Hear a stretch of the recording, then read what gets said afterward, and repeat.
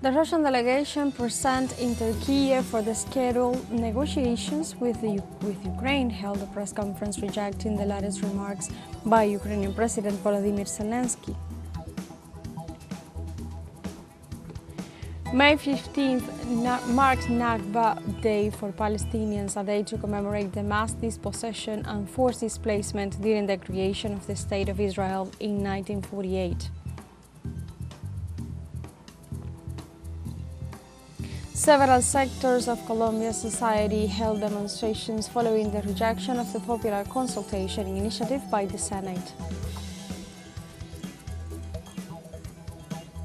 Hello and welcome to From the South. I'm Alejandra Garcia from teleSUR Studios in Havana, Cuba. We begin with the news.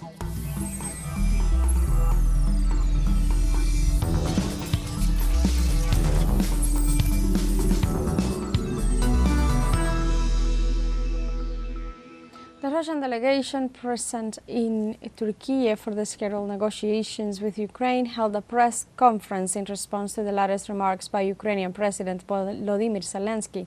This way, the head of the delegation, Vladimir Medinsky, reaffirmed the authority of the officials appointed for the talks, stressing they were approved by a presidential decree and possessed all the necessary competences and authority to conduct the negotiations. Furthermore, Medinsky recalled these talks are a continuation of the 2022 peace process interrupted by the Ukrainian side, while highlighting his delegation's willingness to find a sustainable and long-lasting solution to the conflict.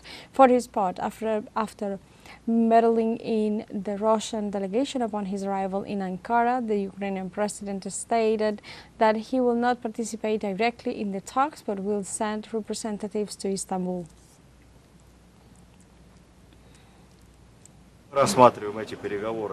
We consider these negotiations as a continuation of the peace process in Istanbul, which unfortunately was interrupted by the Ukrainian side 3 years ago.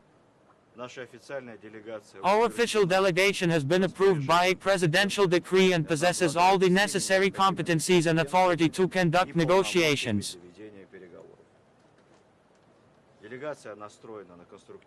The delegation is set on a constructive course, aiming to find possible solutions and points of convergence. The goal of direct negotiations with the Ukrainian side is, sooner or later, to reach the establishment of a long-term peace by eliminating the fundamental root causes of the conflict. Delegations of Russia and Ukraine are due to hold direct talks in Istanbul, Turkey, for the first time since April 2022. Our correspondent Yunus Suner brings us all the details in the following report. Hello, good evening from Istanbul, Turkey, from the front of the Presidential Working Office here in Dolmabahce, where today the delegations of Russia and Ukraine were supposed to meet the first time since April 2022 to find a solution out of the conflict.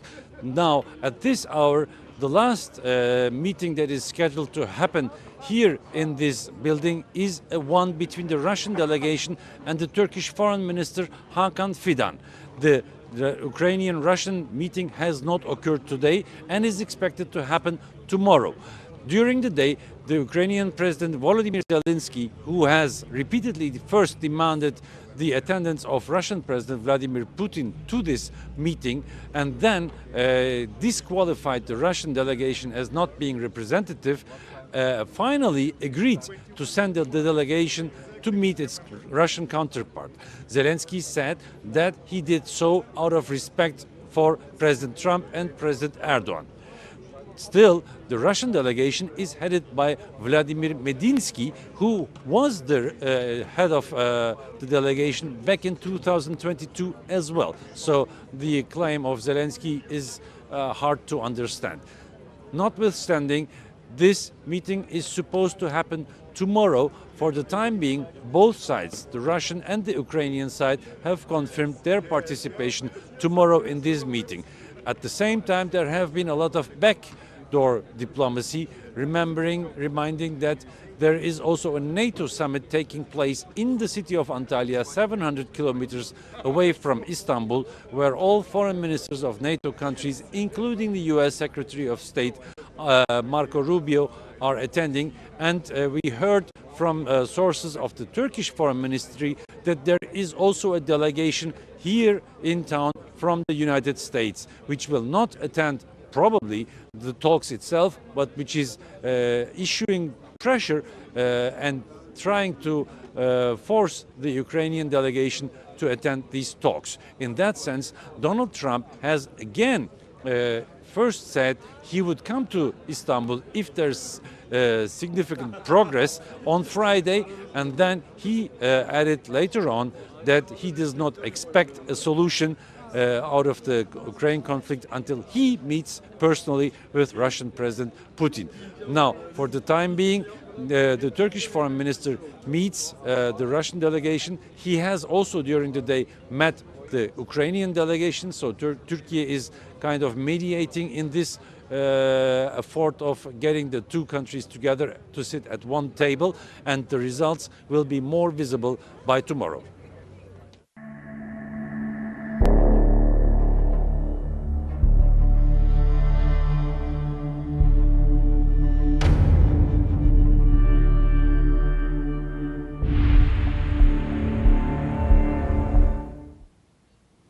May 15th marks Nakba Day for Palestinians, a day to commemorate the mass dispossession and forced displacement during the creation of the State of Israel in 1948. Palestinians held marches in the occupied West Bank in Ramallah to commemorate the 77th anniversary of the Nakba, or catastrophe, in which an estimated 750,000 Palestinians were expelled from their lands after Israel declared itself an independent state in the territory. Palestinian flags and keys symbolize the lost homes and the permanent desire and struggle for their return. This year, the commemoration takes place amid the ongoing genocide in Gaza that killed over 50,000, and Israel continues to force displacement in all the enclave with its aid blockade and ongoing attacks.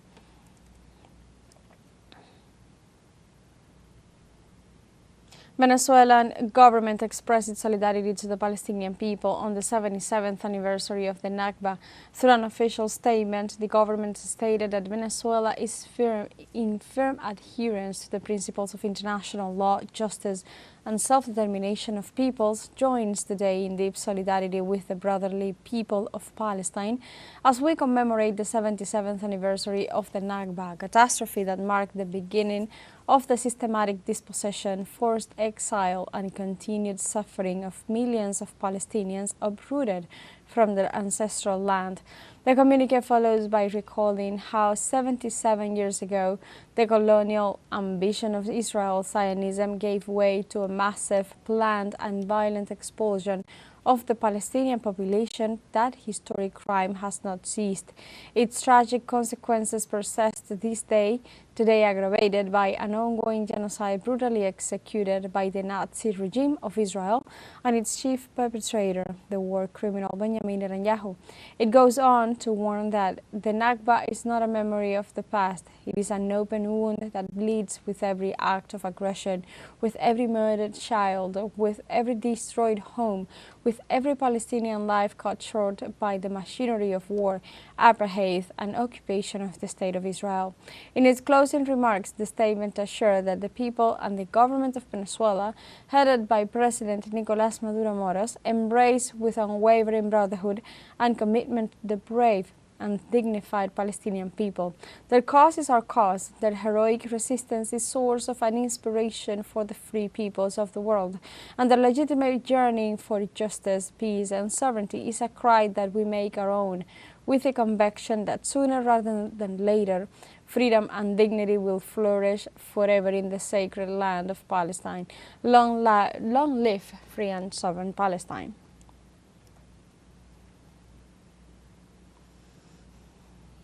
Palestinian civil defense recorded 94 deaths as a result of overnight Israeli strikes across the Gaza Strip. The entity further detailed that occupation forces dropped bombs on Khan Yunis city in southern Gaza, which claimed over 60 lives, including journalist Hassan Samoud and his 11 family members.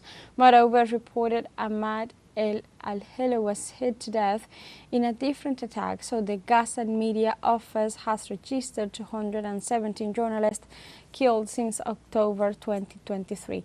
In addition, the Israeli army targeted the Touba complex, comprising a prayer room and a medical clinic in northern Havalia, which led to 15 fatal victims, including 11 children and women. Meanwhile, the Israeli forces denied accountability, accusing Palestine of inflating death tolls. Regardless, most media outlets assure that fact-checking massacres. And now we have a short break coming up, but first remember you can join us on TikTok at teleSUR English, where you'll find news in different formats, news updates and more. We'll be right back, stay with us.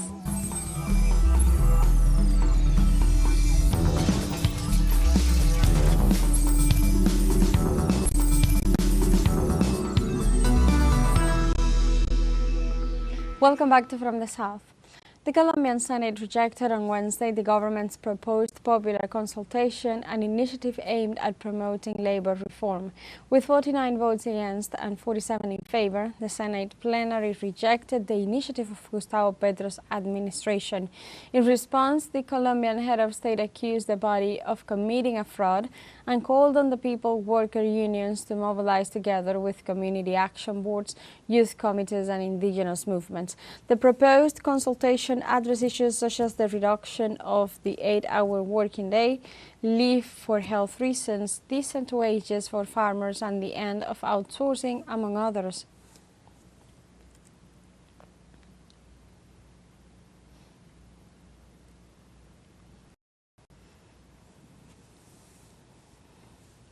In this context, the president of Colombia, Gustavo Petro, described as a disaster the collapse of a popular consultation in the Senate and blamed Uribismo for the use of political maneuvers to block the initiative. Through his X account, the Colombian head of state highlighted Uribismo sunk the labor reform in the 7th Commission, and as we revive it as a consultation, now it sinks to the consultation to revive the same labor reform it sunk in the 7th Commission. A party disaster. The biggest disaster was that they had to take away the vote of more than a dozen legislators who were going to vote yes, and they had to sink the consultation with the vote of a convicted Uribista. Never in contemporary history had it happened that a lawmaker was taken out of jail to vote and sink the rights of the working people. That is a real disaster for the Senate and for democracy. The opprobrium they have committed must have cost a lot. Now they will try to sink again the bill I presented 2 years ago to Congress. But it is the people who must give their answer.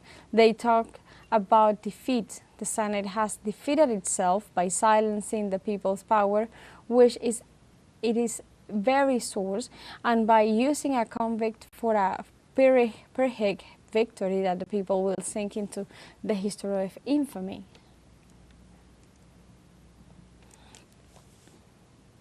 In this regard, social organizations, indigenous groups, gender and cultural movements and other sectors of Colombian society demonstrated on Wednesday night following the Senate's rejection of the popular consultation. Calls spread through social networks with peaceful demonstrations taking place in various communities. In the capital city of Bogotá, people gathered in parks and in front of the city hall, while in Medellin, popular assemblies were held and protests were organized simultaneously. The actions, which continued until early Thursday morning, denounced fraud in the counting of Senate votes, as several parliamentarians claim that the order and agenda were altered arbitrarily and the voting process was disorganized.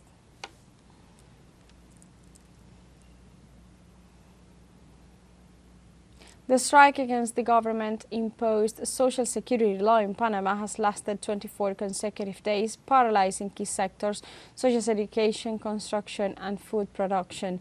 Workers and teachers' unions have expressed their rejection through road blockades, marches, rallies and work stoppages. Demonstrators point out that this government measure plunders the Social Security fund, hands over funds to private banks, raises the retirement age and privatizes services. Soundtracks accuse the Molino government of violating freedom of association and seeking the arrest of union leaders.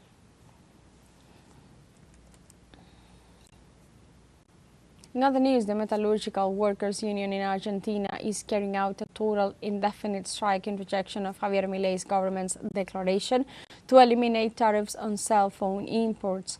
The metal workers of Tierra del Fuego state that the measure is a direct response to the official announcement that negatively impact the local productive structure.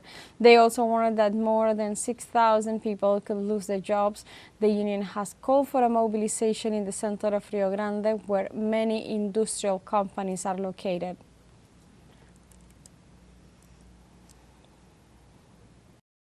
Funeral ceremonies for former President José Pepe Mujica are continuing in the Legislative Palace in Montevideo, capital of Uruguay. Thousands of people paid tribute to Mujica, accompanying the procession that stopped in front of the headquarters of the National Liberation Movement, the Broad Front, and the Popular Participation Movement. The procession concluded at the Legislative Palace. Authorities reported that more than 40 diplomatic delegations, including President Yamandu Orsi, paid their respects to the former president.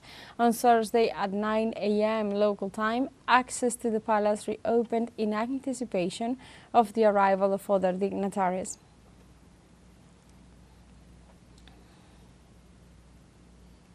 And we have a second short break coming up, but before we invite you to visit our Facebook page at teleSUR English, there you'll be able to watch our top stories, special live coverage and much more. Follow our page and activate the notification button to stay up to date on the world's most recent events. Fun and short break, we'll be right back.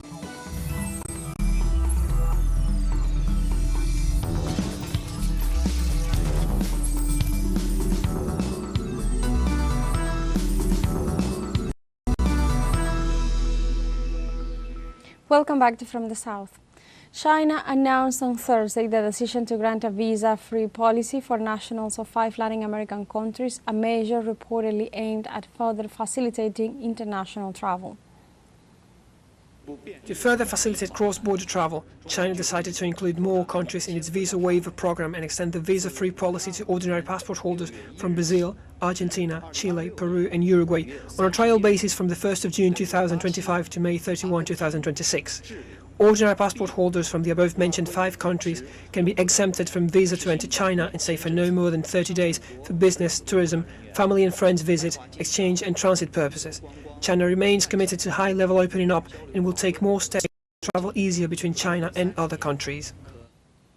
The Mexican government and the National Association of Self-Service and Department Stores, ANTAD, have signed a deal to gradually increase the marketing of products with the Made in Mexico brand in an effort to strengthen their domestic economy and reduce imports.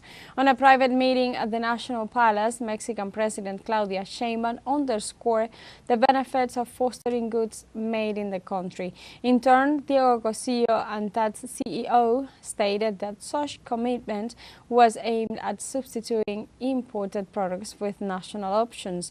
The deal is part of the Mexican Plan of Action, so it comes shortly after the renewal of the Package Against Inflation and High Prices, PACIC, which seeks to maintain accessible prices in the basic food basket.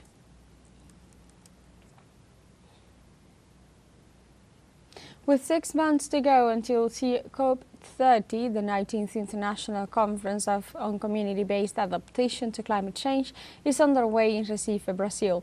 Our correspondent Brian Meir has more. In a context of increasing climate change disasters around the world, the 19th Community-Based Adaptation to Climate Change Conference is underway in Recife. Brazil's National Union for People's Housing, or UNMP, is participating in the event to raise awareness of the potential of converting vacant buildings in downtown areas to social housing as a strategy for disaster risk mitigation. I used to live in a settlement of plastic tarp and clapboard shacks.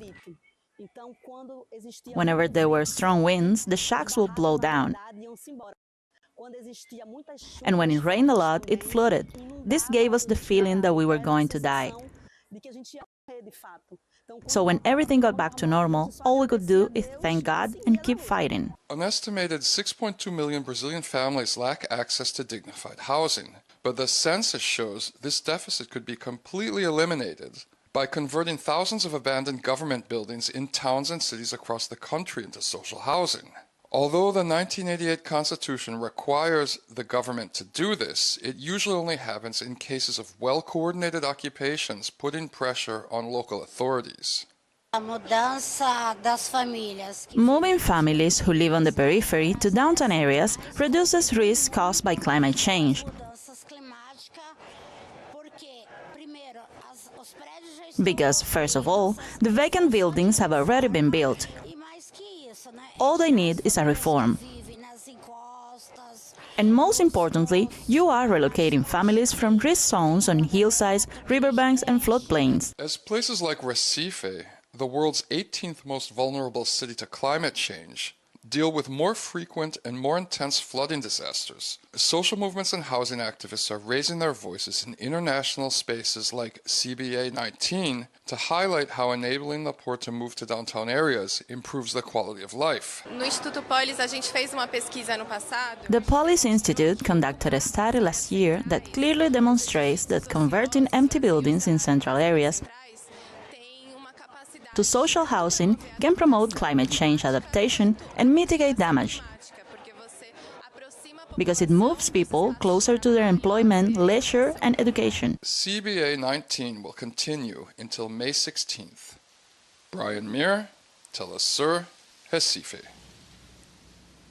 And like this, we have come to the end of this news brief, but you can find these and many other stories on our website at telesurenglish.net and join us on social media. We are on Facebook, X, Instagram, Telegram and TikTok as well. For telesur English, I'm Alejandra Garcia. Thank you for watching.